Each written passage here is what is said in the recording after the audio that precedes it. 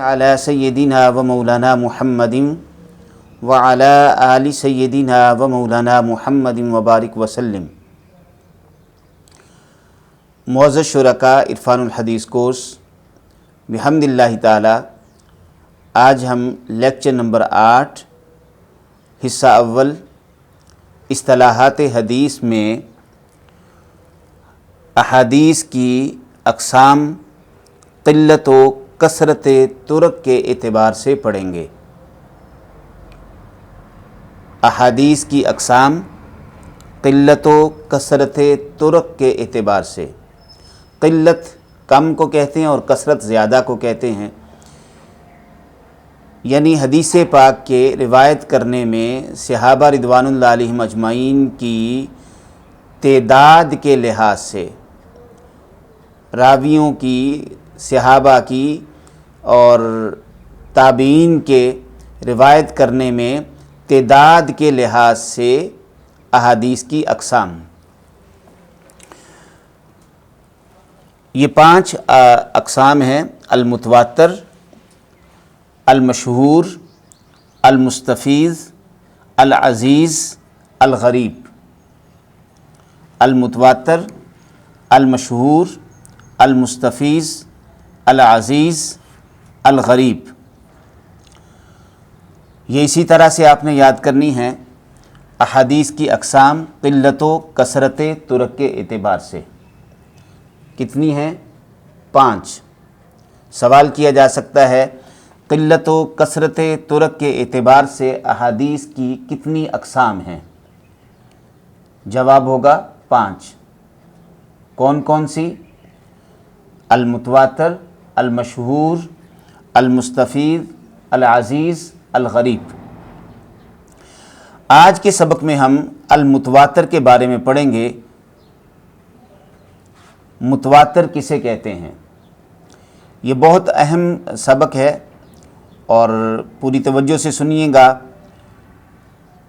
بیان کرنے کے لیے تو میں 5 کی 5 بیان کر سکوں، مگر آپ کو اچھی طرح سے سمجھ آ سکے، آپ نوٹس بنا سکیں اور بغیر غلطی کے آپ اس کو سمجھ سکیں، اچھی طرح سے ذہن نشین کر سکیں، اس کے لیے میں نے آج صرف متواتر کو ہی منتخب کیا ہے کہ اس کو پوری تفصیل کے ساتھ آسان انداز سے آپ تک پہنچا دیا جائے۔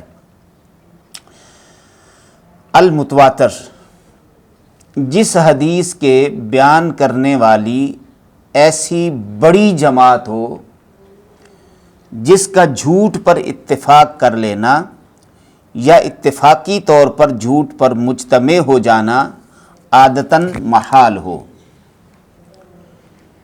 پھر اس بات کو سنیے گا، میرے الفاظ میں غور سے سنیے، میں پھر یہ جملہ بعد میں دہرا دیتا ہوں۔ حدیث پاک کو روایت کرنے میں ایسی بڑی جماعت، سینکڑوں لوگ، ہزاروں لوگ اور سینکڑوں اور ہزاروں لوگ حدیث پاک کو جو روایت کر رہے ہیں، ان میں سے کسی کا بھی جھوٹ پر جمع ہونا یا اتفاق کرنا یا اتفاقی طور پر جمع ہو جانا عادتاً محال ہو، ممکن نہ ہو، اس حدیث کو حدیث متواتر کہتے ہیں۔ اور یہی کثرت ابتدا سے انتہا تک رہے۔ ابتدا سے یعنی جب حدیث پاک روایت کی گئی ہے تو اس وقت بھی ابتداً بھی کثیر لوگوں نے اسے روایت کیا ہو، اور پھر اینڈ تک وہ جب تک حدیث پاک روایت ہوتی رہی تو اس کے روایت کرنے میں اسی طرح سے کثرت کا عمل شامل رہا، کثیر لوگوں نے ابتداً اور انتہاً اس کو روایت کیا ہو، یعنی جمیع طبقات موجود ہوں، یعنی کسی جگہ کمی واقع نہ ہو۔ میں اس کو مزید واضح کرنا چاہوں گا۔ متواتر یہ وہ حدیث ہے جس کو حضور نبی اکرم صلی اللہ علیہ وآلہ وسلم سے صحابہ رضوان اللہ علیہم اجمعین کی کثیر جماعت نے سنا، یعنی کسی ایک دو نے روایت نہیں کیا یا ایک دو نے نہیں سماع کیا، بلکہ اس حدیث کو سننے میں کثیر صحابہ نے سنا، کثیر اجتماع ہو صحابہ رضوان اللہ علیہم اجمعین کا، اور ان کے سامنے نبی اکرم صلی اللہ علیہ وسلم نے کوئی ارشاد مبارک بیان فرمایا ہو اور اسے سب نے کثرت کے ساتھ سنا ہو، اور پھر جتنی کثرت سے سنا گیا ہو اسی اعتبار سے پھر کثیر لوگوں نے، سینکڑوں لوگوں نے آگے اس کو روایت کیا ہو، تو روایت کرنے میں پھر ان سے آگے تابعین نے لیا ہو، اور تابعین میں بھی پھر کثیر جماعت نے اس کو سنا ہو اور سن کر اسے روایت کیا، تو کثیر جماعت تابعین نے اسے روایت کیا۔ یعنی جس کے روایت کرنے میں، جس حدیث کے روایت کرنے میں صحابہ کی جماعت وہ بھی کثیر تعداد کے ساتھ ہو، پھر آگے تابعین نے اس کو لیا اور تابعین نے روایت کیا، تبع تابعین تک پہنچا، حتیٰ کہ اس کو مرتبین کتب حدیث تک پہنچا۔ مرتبین کتب حدیث، جنہوں نے کتب حدیث مرتب کی ہیں، ان ائمہ تک پھر وہ حدیث پہنچی، اور انہوں نے پھر اس کو کتابوں کے اندر مرتب فرما دیا، اور اس طرح سے وہ حدیث پاک نسلاً بعد نسل ہم تک پہنچ گئی، اور اس حدیث کے پہنچنے میں کثیر صحابہ رضوان اللہ علیہم اجمعین کی جماعت اور تابعین کی جماعت شریک رہی۔ اس حدیث کو حدیث متواتر کہتے ہیں۔ حدیث متواتر میں اور قرآن مجید میں کوئی فرق نہیں ہے، یہ بڑی اہم بات عرض کر رہا ہوں۔ یہ سب سے اونچے درجے کی حدیث پاک ہے، سب سے اونچے درجے کی۔ جس طرح سے قرآن مجید نسلاً بعد نسل ہم تک پہنچا ہے، سنا تو حضور نبی اکرم صلی اللہ علیہ وسلم سے ہی گیا نا۔ حضور علیہ السلام نے ارشاد فرمایا کہ یہ قرآن ہے، یہ قرآن مجید ہے۔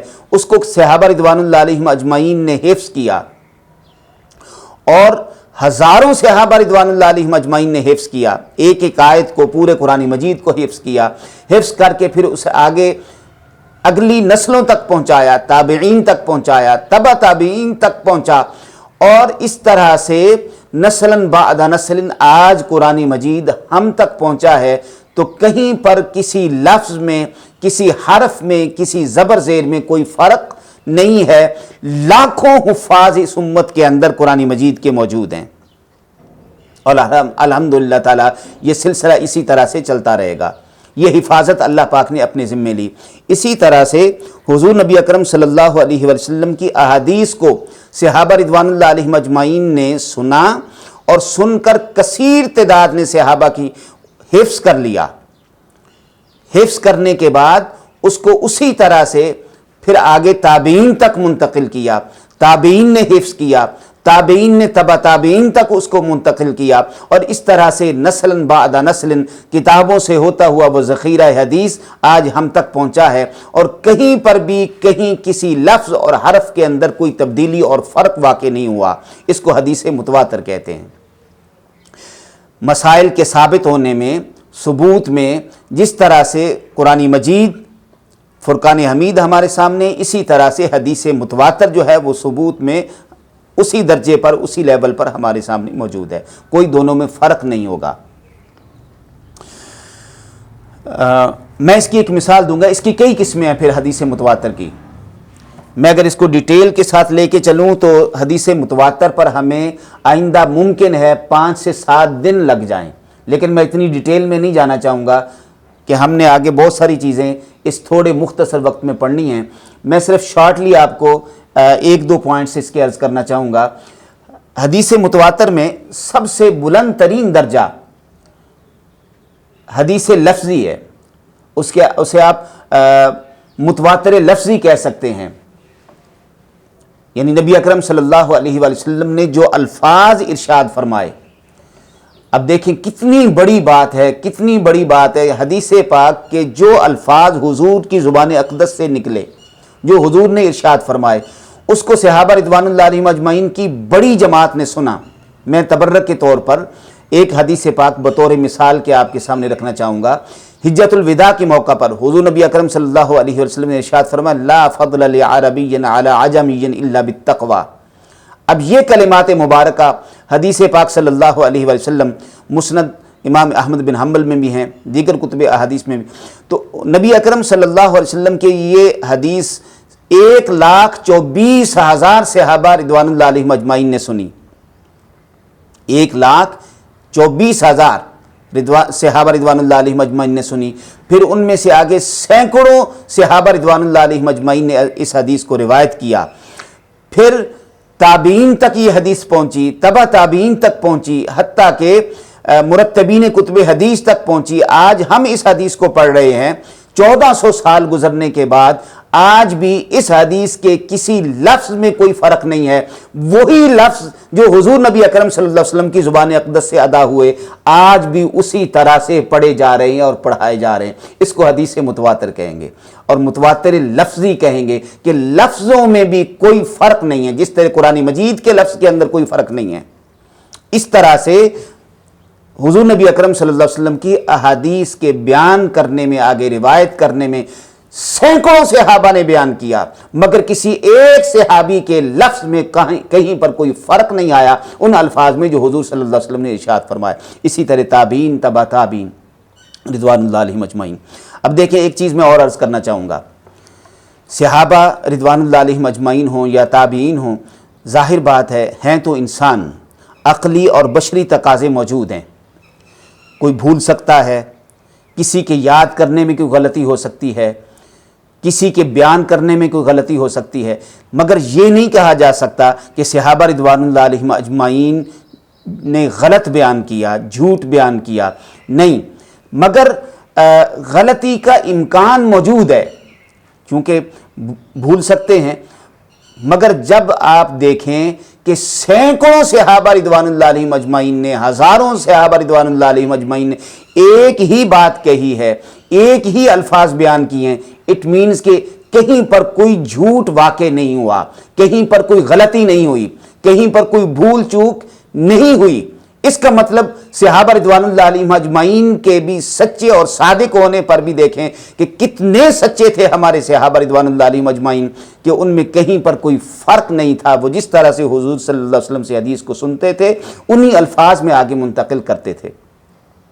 ٹھیک، لہٰذا اس کی ڈیفینیشن میں نے لکھا ہے کہ جس حدیث کے بیان کرنے والی ایسی بڑی جماعت ہو جس کا جھوٹ پر اتفاق کر لینا یا اتفاقی طور پر جھوٹ پر مجتمع ہو جانا عادتاً محال ہو، یعنی ممکن ہی نہیں ہے کہ وہ جھوٹ پر جمع ہو جائیں،